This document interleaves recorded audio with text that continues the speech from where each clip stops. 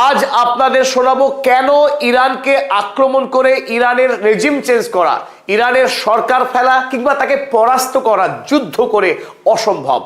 আর এর পেছনে যে সবচাইতে বড় রহস্য, তার নাম হলো দাফায়ে মোজাইকি অর্থাৎ মোজাইক ডিফেন্স সিস্টেম।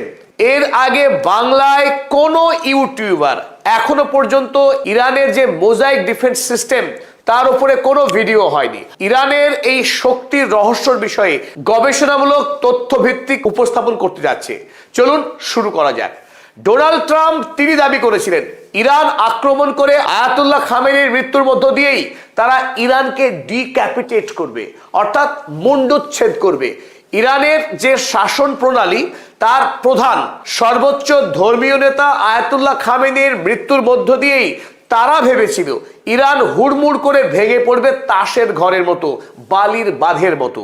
কিন্তু হলো ঠিক তার উল্টো। ইরান যুদ্ধের 37তম দিনে এসেও ইরানকে আগের চাইতে বরং আরো বেশি শক্তিশালী দেখাচ্ছে আমেরিকা ইসরায়েলের চেয়েও।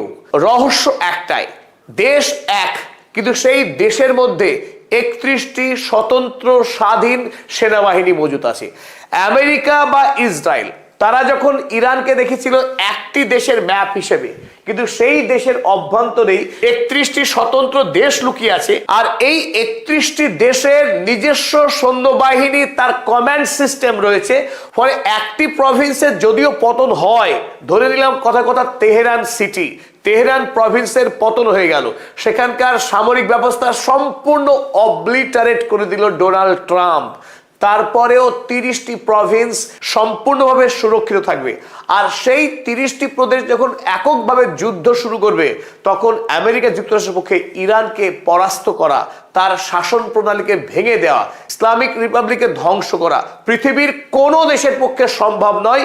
এই কারণেই ইরান পৃথিবীর একমাত্র সামরিক দেশ যার রয়েছে মোজাইক ডিফেন্স সিস্টেম।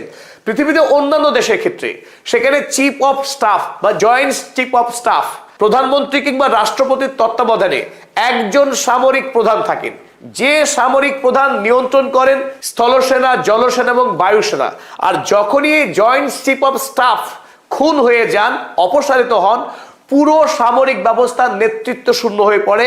আর নেতৃত্ব না থাকার ফলে সেই দেশকে খুব সহজেই দখল করে নেওয়া যায়, সেই দেশের পতন ঘটে। কিন্তু ইরান এই ব্যবস্থাকে কবেই বিদায় দিয়েছে, তারা এক নতুন অভিনব পৃথিবীতে নির্বিকল্প এই ব্যবস্থা তারা গ্রহণ করেছে। ফলে ইরান পৃথিবীতে একমাত্র দেশ যাকে সামরিকভাবে যুদ্ধ করে পরাস্ত করা এক কথায় অসম্ভব। চলুন এবার আমরা বুঝে নেওয়ার চেষ্টা করি এই রহস্যময় মোজাইক সিস্টেমটা আসলে কি আর কিভাবেই বা এই মোজাইক সিস্টেম কাজ করে। সকলকে স্বাগত জানাচ্ছি, আমি অধ্যাপক আব্দুল হালিম। চলুন শুরু করা যাক। 28 তারিখ আমেরিকা এবং ইসরায়েলের যৌথ বাহিনী যখন তেহরান আক্রমণ করলো, সেই প্রথম দিনই শহীদ হয়েছিলেন ইরানের সর্বোচ্চ ধর্মীয় নেতা আয়াতুল্লাহ আলী খামেনেই এবং তার সাথে দেশের আরো গুরুত্বপূর্ণ প্রায় 30 জন নেতৃত্বের মৃত্যু হয়েছিল।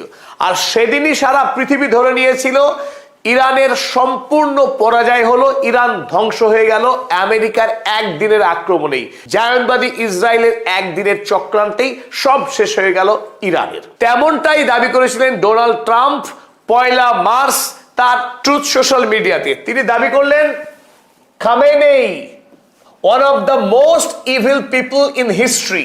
খামেনেই ইতিহাসের সবচাইতে জঘন্যতম ব্যক্তি, ইজ ডেড, এখন মৃত। Not only the death of Khamenei but the country has been.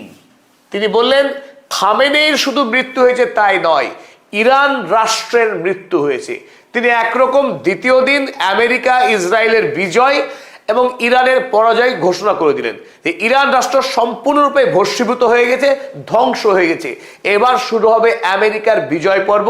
Israel এবং আমেরিকা মিলিতভাবে এবার লুণ্ঠন চালাবে ইরানের উপরে, তাদের পছন্দের মতো রেজা পেহলভিকে ক্ষমতায় বসে রাজতন্ত্রের পুনঃপ্রতিষ্ঠা করবে এবং ইরানের মানুষের জন্য মুক্তি নিয়ে আসবে, এসব তিনি বলেছিলেন।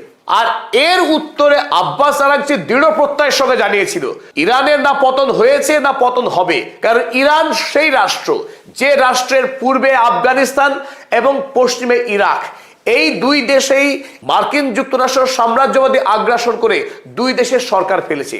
আর তখন ইরান পর্যবেক্ষণ করে দেখেছে কিভাবে এই দুই দেশের সরকার পতন হলো।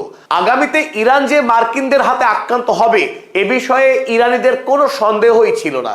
তাই ইরানিরা জানতো যে ইরান আক্রান্ত হবেই, আর আমেরিকা ইরানকে আক্রমণ করে সরকার যাতে কোনোভাবে না ফেলতে পারে তার জন্যই তারা এই রহস্যময় মোজাইক ডিফেন্স সিস্টেমকে উদ্ভাবন করেছিলেন। আব্বাস আরাকচি জানালেন, bombing in our capital have no impact on our ability to conduct war.